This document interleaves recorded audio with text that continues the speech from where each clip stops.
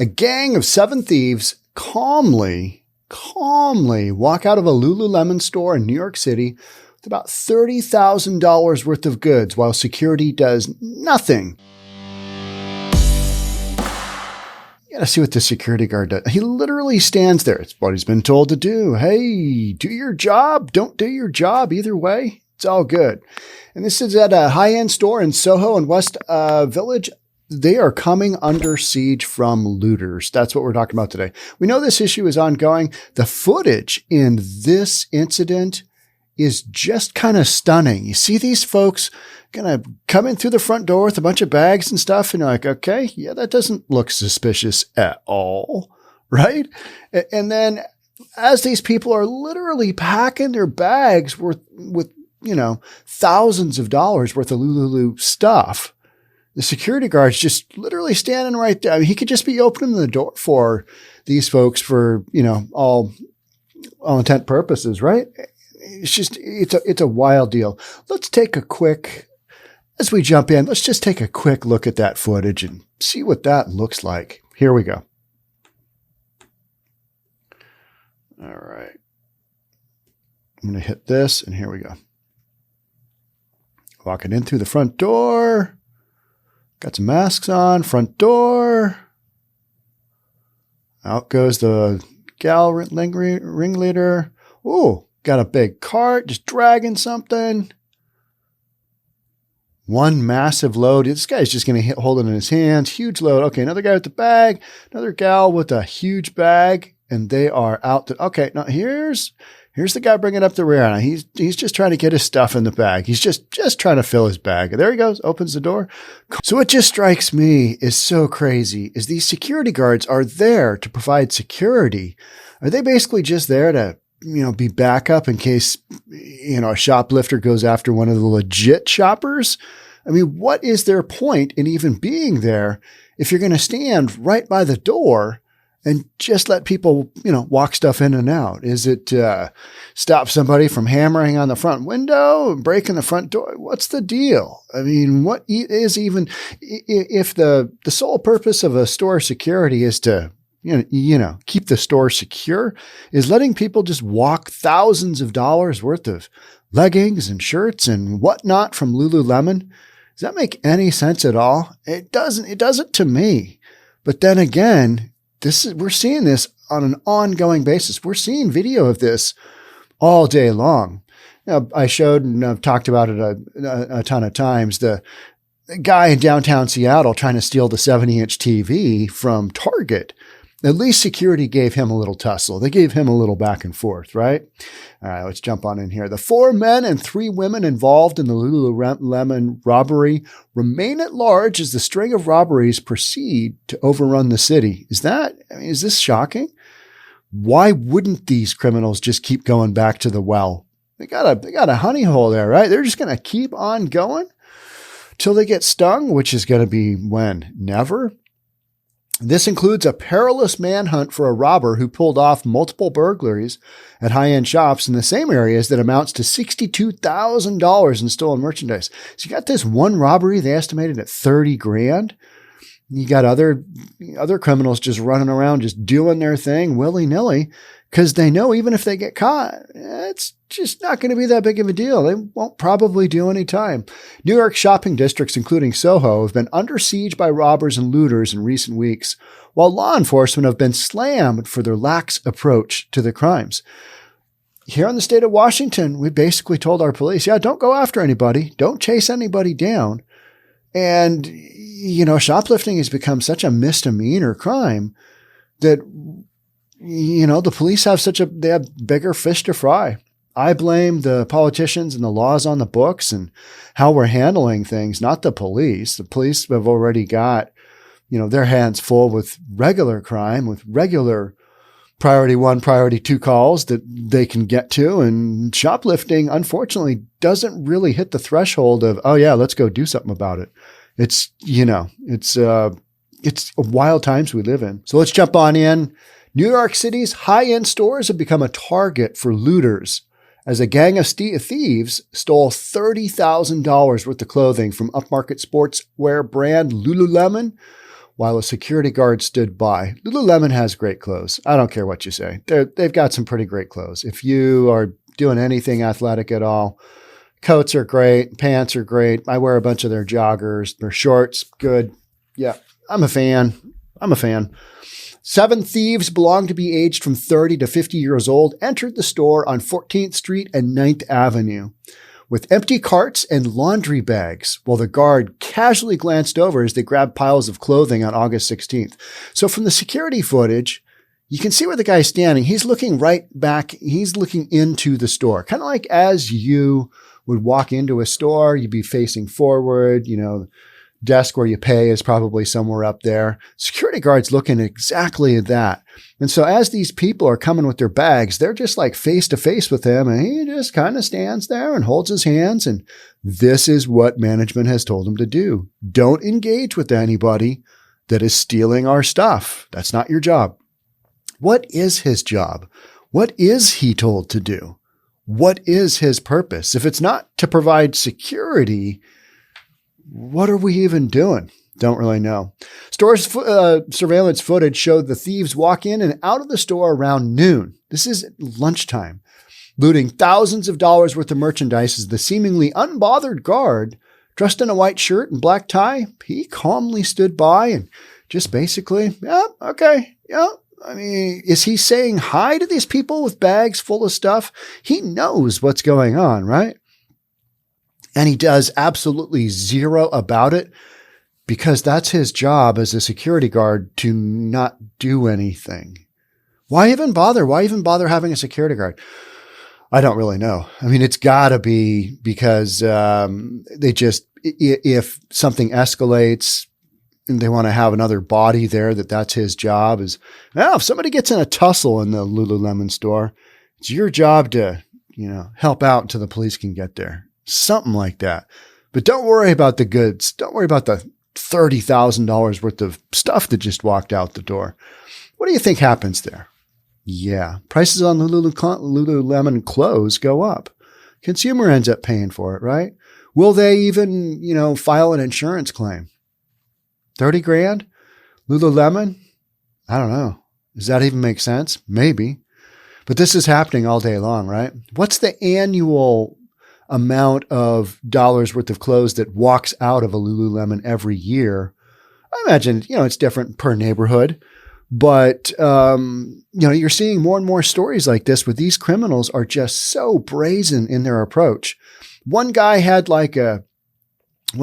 walking out of this Lululemon store, he had like a massive bag on a rolling cart. He had it filled up and just clothes are, tipping off.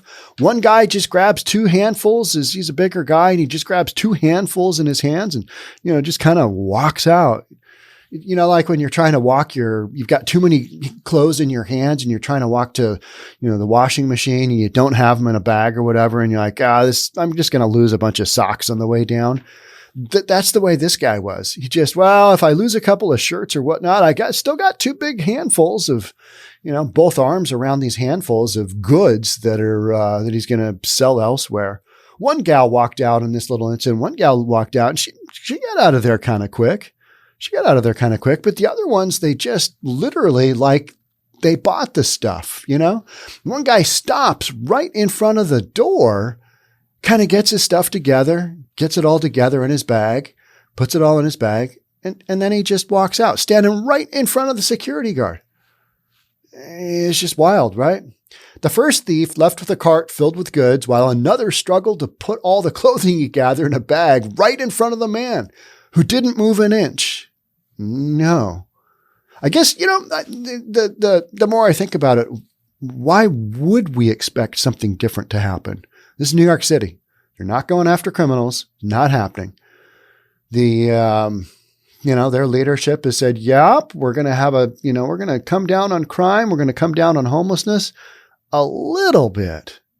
But this is a nationwide trend that we're seeing here. The whole organized retail theft. I did a podcast last week on criminals driving rental cars, renting a car in San Francisco and then driving down to the LA area and basically going to the trailhead at, super big park there, park that's got all the Grant Park, I think it was, with the Hollywood Hills sign and all kinds of trails and stuff. They just go there and go into the parking lot, huge parking lot, and pick out the rental cars. And they know people have luggage in their bags, and they just, bash a window out and take the luggage and take whatever, and organized crime. Another woman ran out of the store with a filled bag. The group fled in an unknown direction. So they just kind of came in, did their thing, didn't really take too long, got as much as they could together. I mean, I'm surprised that was 30 grand worth of clothes, but yeah, when you go shopping at Lululemon, you get a couple items and you're like, wow, that was $150. Or like that was $200. That's a lot. It's expensive stuff. Don't get me wrong. But I think a lot of it is it's pretty cool stuff, and for a big brand, it's decent. So the 4 men and 3 women involved in that robbery, they're still at large. They're still running around. We got a string of robberies in New York City that are continuing to overrun the city. This includes a perilous manhunt for a robber who pulled off multiple burglaries at high-end shops in the same areas that amounted to $62,000 in stolen merchandise. You got $100,000 between this Lululemon little jailbreak deal there, and then this guy who's been breaking into stores, and he's kind of well known. I've been following that story as well. New York City's shopping districts, including Soho, have been under siege by robbers and looters in recent weeks, while law enforcement have been slammed for their lax approach to the crimes. All right? They're basically told, don't go after people, and why would they go after people when we've made, what used to be greater crimes into misdemeanors, and we're just not really prosecuting anybody anymore. We've given a green light to thieves like this that are just, let's just go in and steal stuff because they're not doing anything. It's like fair game. It's just like it's open warfare on stores in general. Closed caption TV showed the unidentified thief breaking into a rag and bone shop at 104 Christopher Street on July 14th. He made away with $7,900 worth of clothing. $7,900 worth of clothing. What is he selling that on the black market for? Is it $500? Is it $1,000? I don't know. I'd love to know. What do you get? Pennies on the dollar, obviously, because you got to have that markup for somebody else to be able to make money selling it on the other side. So what do you get for going in for, big handful of clothing like that? The risk is worth the reward, apparently. Crime does pay. Let's not confuse that, right? So the suspect linked, we're talking about closed caption TV, the rag and bone $7,900 thieving event. The suspect lurked outside the store's front entrance before he shoved the glass frame and crawled inside the store. He then filled up a trash bag full of clothes before walking out with any alarms going off. The burglary lasted for 5 minutes, according to NBC New York. Why would you break into a store after hours if you could walk in on your lunch break at noon, grab a bunch of stuff, and then just go with zero consequences? And that's literally what's happening, right? It's happening left and right. Police described the suspect as a black man in his mid-30s, possibly 35 years old, 5'7" tall, and roughly 180 pounds. He was seen additional footage stealing $3,400 worth of clothing at Meerman Shoes. He's just going in and just taking stuff left and right. And then we got a bunch of other stores that it's happening to. There's kind of a string of well-known stores in this neighborhood. I looked at a map and I'm like, yeah, those are pretty closely bunched together. And here's that map. You got a Lululemon, you got Loro Piana, Christian Louboutin. Most of these I don't know. Rag and Bone I've heard of. Scotch and Soda, Meerman Shoes, Bonobos. I don't know that one. They're within blocks of each other. Some of these stores are really close together. A couple of them are they look like side by side. But it's this area where folks are just going in. It's, more upper end area. And you've got a high concentration of stores like this. So the thieves are just, like moths to light, right? You have that one window open and you think, I'm going to close that later. And you got a bunch of lights in your house and it gets dark. And all of a sudden I left that window open, didn't I? A bunch of moths are just hovering around. You got to kill them. Got to kill those creatures because you don't want them flying around. Now, they usually just end up in my house kind of dead on the windowsill. I'm like, oh, yeah, I remember that time.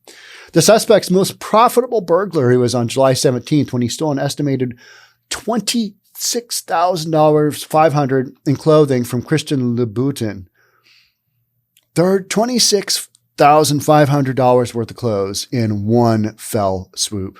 That's insane.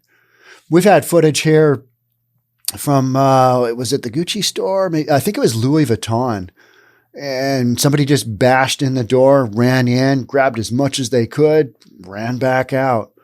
You know, at least those guys aren't going in at noon, right? They're making a little bit of effort. What shocked me with this Lululemon is how little effort it took for these thieves to just saunter in there. You know, a couple of them kind of hustled their way out, but they weren't sprinting. They were like a fast shuffle. And a couple of them were like, yeah, I don't want to lose any of my stuff. And, you know, they're trying to reel it in as they're walking out. And the guy literally takes a bunch of stuff that's kind of flailing around and starts to shove it back down in the bag. And he's like a few feet away from the security guard. Security guard's just standing there with his hands down and just looking around. And he's going, I'm getting paid. And those guys are stealing thousands of dollars worth of stuff. God bless America. Right? I mean, what else could you say at that point? It's wild. So every break-in took place, when I'm talking about the series of break-ins by the one dude, 3 weeks, they took place during a 3-week span, starting July 3rd through July 23rd. So it's like a 20-day window, as the thief would always burst into stores with no customers or staff around. Why do that when you can do it with both staff and customers? You don't have to, you know, be up on charges for vandalism or anything like that. You just walk in, calmly steal your stuff, walk out. It's what we're doing. I mean, this is literally what we're watching here. Police also revealed that the only store where the suspect didn't steal from was the Loro Plana boutique on 9th Avenue. So there's like a handful of these really kind of bougie stores, right? That was the only one that didn't get hit. Wonder what was the deal there? Happenstance? They're too busy stealing from other stores. Ran out of time, had to, you know, I got 9 out of the 10 stores. The 10th, I'll be back for that one in a year or so. I mean, you don't want to overstay your welcome.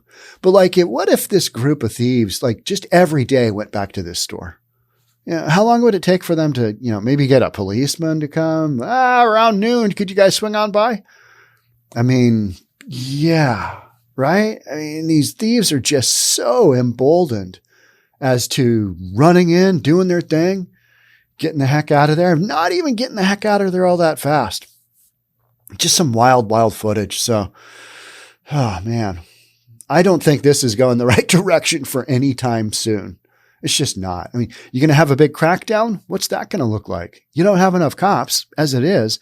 New York City, they got a lot of cops, but, you know, crime levels have elevated as well. Here in Seattle and Portland, we don't have enough police officers. So we couldn't really do a crackdown. I mean, we've tried in certain areas, you know, where you've got that one block that's just crazy with stolen goods and drugs and people just doing all kinds of nutty stuff. We've had emphasis, you know, patrols on that kind of thing. But you're talking about individual stores kind of in an area here in New York City. And how are you going to stop that? You're going to just have a police officer outside each store? That's not viable. It's just not viable. So what are you going to do? You got to get these guys. When you got camera footage and you match that up. I talked a while ago about Portland identifying the 200 basically high utility offenders. Was that our term? Yeah, I think low utility offenders is what we're going to do for t-shirts, which is, you know, somebody who doesn't offend. But the high one, the ones that are using the system a lot, it's one thing to identify them. It's another to build a massive case, and it's another to convict them in the court of law. So it's one thing, I guess, to understand who it is that's doing them. But then you got to take that information, and somebody set me straight on this, and thank you to the person who did, and you know who you are. Longtime veteran of police force. He basically said, hey, you know, we know who does a lot of this stuff, but building a case, that's wildly different. So that's kind of the push is you got to start building cases against these folks, and that's going to take time. And right now, like these people just running out of Lululemon, and apparently they've got the time because not even the security guard's doing a darn thing about it, right? He's basically just told to do his job, let them take their stuff out the door. I guess that's just where we're at, and that's what we're doing in 2022. I find it wildly shocking. Maybe I shouldn't, but I just do. And it's just, oh man, don't want to see that happen because it just means this is a free-for-all. And you know what? This is a free-for-all, and I'll keep covering it. Thanks for being here. We'll catch up on the next one. Talk then. Bye for now.